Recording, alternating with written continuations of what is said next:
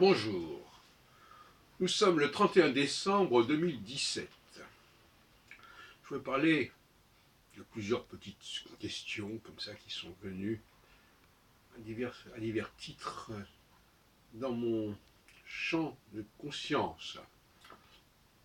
Je voudrais parler d'abord de la question du sujet et de l'objet,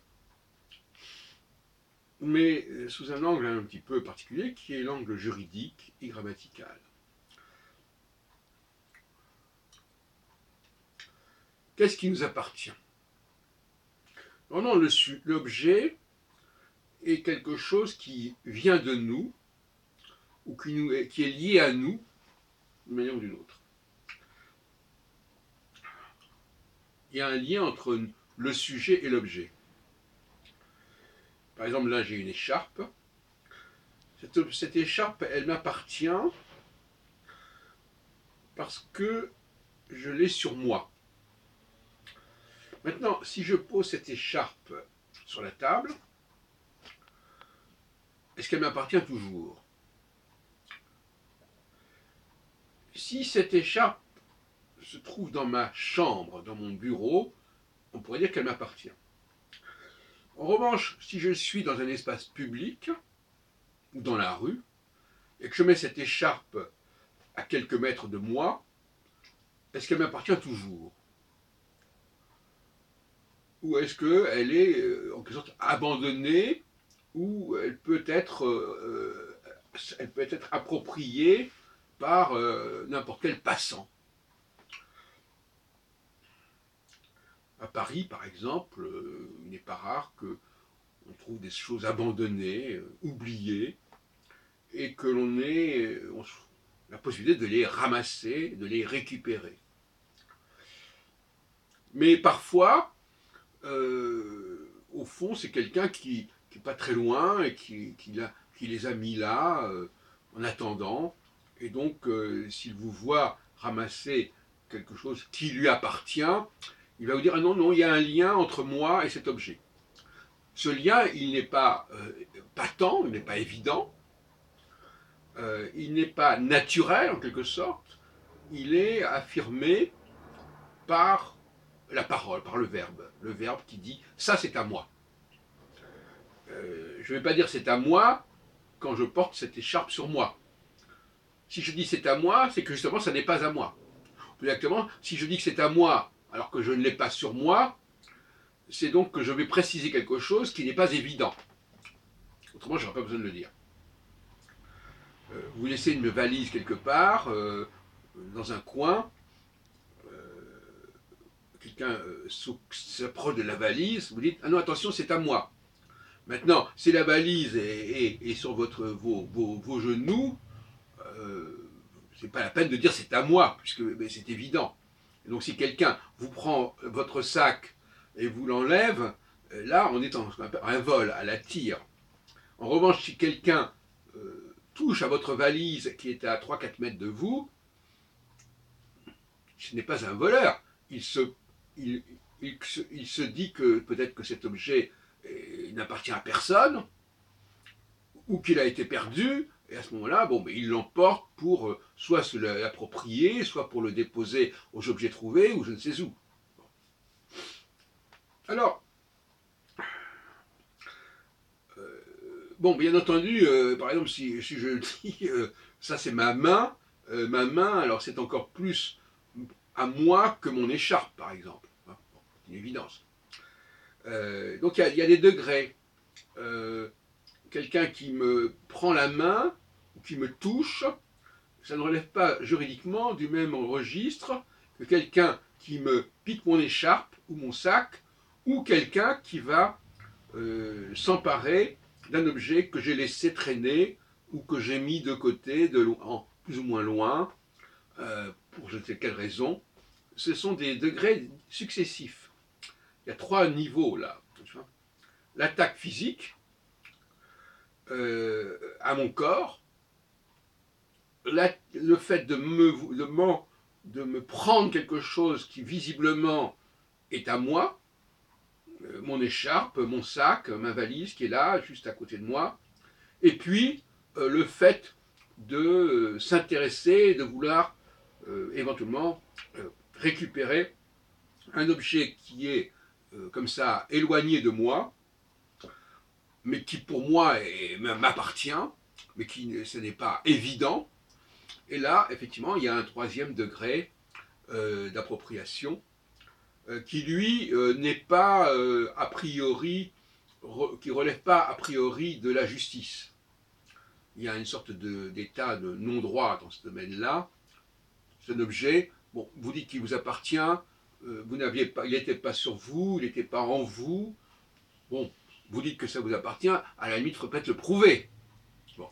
Mais généralement, quand vous dites ça m'appartient, ça c'est attention, c'est à moi, bon, la personne n'y touche pas, et même elle vous le ramène, peu importe. Bon. Et l'incident est clos. Maintenant, si parce que la personne a osé toucher un objet qui est à vous, mais elle ne savait pas que c'était à vous, que vous commencez à la tabasser, là, vous relevez de la justice. Bon, voilà, c'est à peu près ce que je voulais dire sur ce sujet. Et alors, je continuerai sur un autre point, qui est toujours la question du lien. Le lien et la ligne. Parce qu'une ligne, la linéarité, c'est du lien. Et le lignage aussi, c'est un lien. Alors, le lignage est un lien diachronique. C'est-à-dire que c'est un lien dans le temps. Comme dynastie, et voilà, il y a une lignée. Une lignée. Ce n'est pas de la même chose que le lien synchronique, c'est-à-dire le lien entre des gens qui sont là, ensemble, mais qui n'ont pas de rapport, je dirais, génétique entre eux, qui n'appartiennent pas à une même famille au sens génétique du terme, qui n'ont pas de lien de sang, et donc c'est pas le même type de lien que le lien du lignage, de la parenté, de l'hérédité. C'est pas la même chose. Et on a l'expression aussi de la linéarité, la matrilinéarité. On parle de la matrilinéarité chez les juifs pour indiquer qu'il y a le lien diachronique, le lien de sang, qui passe par les femmes. Bon. Mais c'est déjà une affirmation de linéarité diachronique qui est typiquement juive, à mon avis, et qui est différente de la linéarité synchronique de gens qui sont réunis, qui se réunissent pour des raisons diverses, parce qu'ils ont certains points communs ou certains objectifs communs, mais ce n'est pas du même ordre. Et là, par exemple, dans le monde chrétien et probablement dans le monde musulman jusqu'à un certain point, la conversion, ce qui est un peu une sorte d'abonnement, une sorte d'adhésion, voilà, il y a une adhésion, voilà, comme autrefois les gens, on va essayer de plaisanter là-dessus, abonné à tel journal ou abonné au gaz, enfin peu importe. On est abonné, on est lié à cela, on est un client, on est un habitué de tel endroit. C'est pas la même chose que le lien, et le lien du sang, d'un côté, de l'autre côté, il y a un ciment, il y a un plâtrage qui va donner l'impression d'une unité. Et quand le lien est purement spatial, c'est toujours quelque chose d'artificiel de toute manière. Alors que le lien temporel est quelque chose de beaucoup plus naturel et génétique. Donc là, il y a vraiment une différence qui est d'ailleurs un des éléments de clivage entre le judaïsme et le christianisme. Le judaïsme étant marqué fondamentalement par le lien du sang, par le lien diachronique, et le christianisme par un lien qui est plutôt spatial et qui est plutôt lié à une pratique commune, qui existe également chez les juifs évidemment. Le fait de se retrouver à la synagogue, ça c'est un lien synchronique, un lien spatial, mais qui est complété et sous-tendu par un lien diachronique, par un lien dans le temps. Hein. Donc d'ailleurs ça forme une croix d'ailleurs. Pour ça que je dis toujours que la croix c'est pas réservé aux chrétiens, puisque c'est la croisement entre la verticalité et l'horizontalité.